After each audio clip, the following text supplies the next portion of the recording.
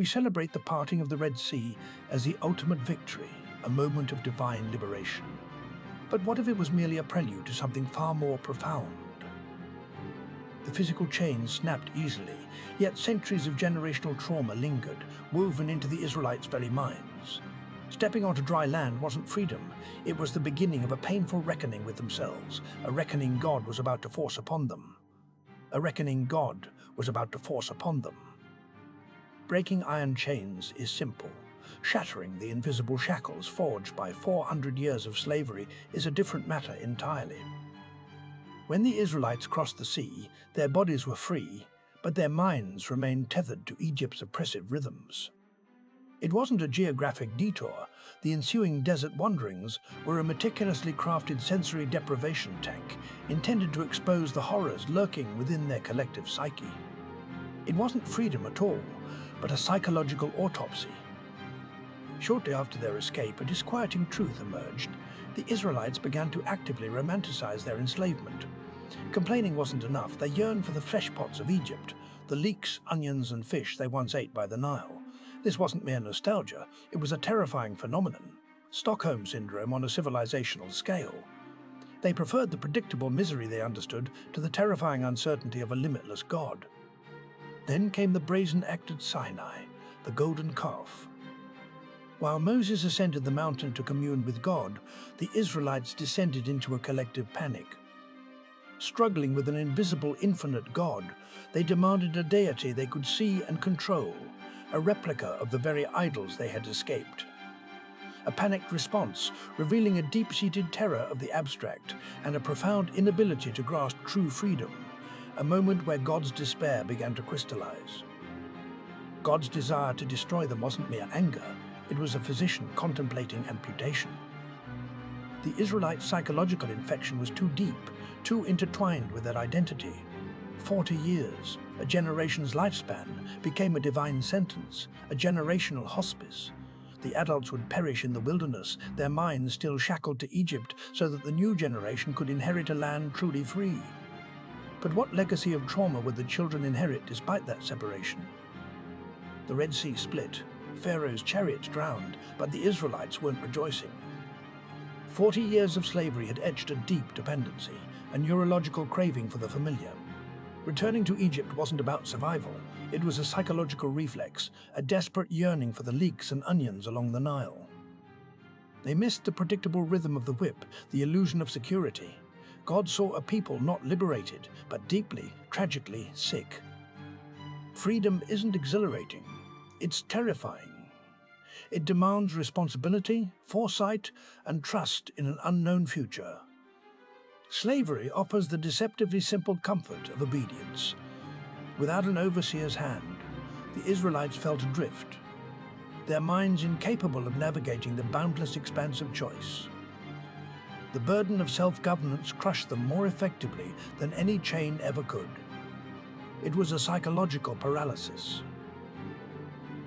The Egyptians hadn't merely controlled their bodies, they cultivated a psychological dependence. This wasn't mere ingratitude, it was a societal cancer metastasizing in the minds of the freed people.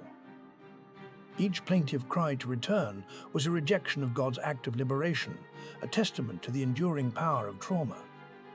The desert wilderness only amplified the sickness, stripping away any distraction from the agonizing truth. From the heights of the Sinai, God looked down. He didn't witness a nation poised for greatness, but a patient riddled with an infection so profound that it challenged his own divine purpose. The desire to destroy them, to eradicate the psychological rot, stirred within him, a terrifying prospect born of profound disappointment. This wasn't anger, it was the despair of a physician facing a terminal case. You can't simply sever 4 centuries of dependency with a single act of light. A trauma woven into the very fabric of a people's identity. It's like trying to remove the roots of a tree without harming the trunk. God understood the brutal logic. A deep-rooted dependence, forged in darkness, cannot be eradicated by a mere burst of sunshine. The wilderness was not merely a test, it was a painful psychological autopsy. 3 days without water had already cracked their morale, but the silence of Mount Sinai amplified the fear. Moses vanished, leaving a vacuum that the Israelites, steeped in Egyptian idolatry, couldn't tolerate. 63-year-old Elkanah, a former stonemason, remembered the vibrant colors and tangible gods of Ra and panicked. He rallied a crowd, demanding something solid to worship, something they could see. A collective memory surfaced, the gilded statues of the pharaohs, the glittering shrines to Ammon. Within minutes, the clatter of jewelry being melted filled the air. Miriam, a young woman desperate for stability, surrendered her grandmother's necklace. Aaron, Moses' brother, a reluctant leader, oversaw the process, the molten gold reflecting in his strained eyes. 273 ounces of gold flowed into a crucible. The heat intensified as the metal solidified. A skilled craftsman, Zipporah's uncle, formerly employed by Pharaoh's sculptors, swiftly shaped the viscous mass into a golden calf. It stood nearly 3 feet tall, horns sweeping back from a bovine head, a direct mimicry of the Apis bull revered in Egypt. 5 young boys struggled to raise it upon a platform of stones. A collective sigh of relief washed over the crowd. The void was filled. With a fervor born of desperation and trauma, the Israelites prostrated themselves before the golden idol. A rogue priest, his voice hoarse from chanting, declared this their new god, the tangible manifestation of divine power. 29-year-old Judah, remembering the predictability of the Nile, felt a sense of homecoming. High above, on Mount Sinai, God saw it all. He turned from Moses, a wave of anguish rippling through the divine consciousness. 63,000 men, women and children were now irrevocably bound to this golden abomination. He considered a terrifying decree: erase this generation, start anew. A question echoed through eternity. Could a people so deeply lost be saved, or were they beyond redemption? 3 days without water, and the desert began to twist their perceptions. The 12 spies returned from Canaan, their faces etched with fear, delivering a report that fractured a nation. The land flowed with milk and honey, yet the inhabitants were giants. But it wasn't the size of the giants that paralyzed them. It was their own reflection. We seemed like grasshoppers, they confessed, a terrifying projection of self-doubt into the unknown. The confession ignited a wildfire of panic. A collective weeping erupted, a chorus of despair that shook the very ground. But beneath the tears lay a darker current, plotting. They openly discussed appointing a new leader, turning their backs on Moses and marching back to Egypt, to the familiar chains and predictable misery, a choice that defied every miracle they had witnessed.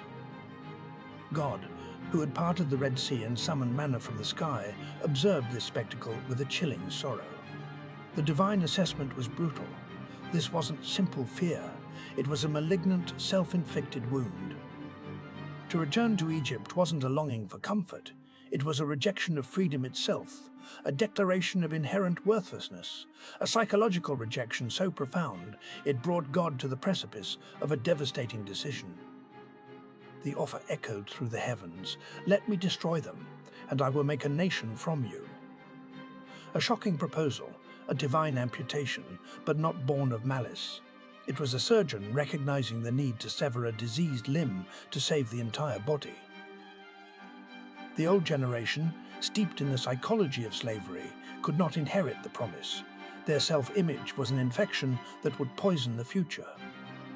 It wouldn't be a swift fire, but a slow, generational burn. 40 years. Not a punishment, but a calculated decree, the time it takes for a generation to pass. Each sunrise marked another step further from the promised land for those who could not see themselves worthy of it. The sands of time became the relentless executors of a divine judgment, a testament to the insidious power of a shattered self-image. The question lingers: how can a people who have just witnessed such overwhelming power still harbor such crippling self-doubt? What invisible shackles bind the mind more tightly than any iron chain? And as a new generation prepares to enter the Promised Land, can they truly escape the echoes of the grasshopper complex? Or will the seed of doubt continue to grow, threatening to consume the kingdom from within? 40 years of wandering.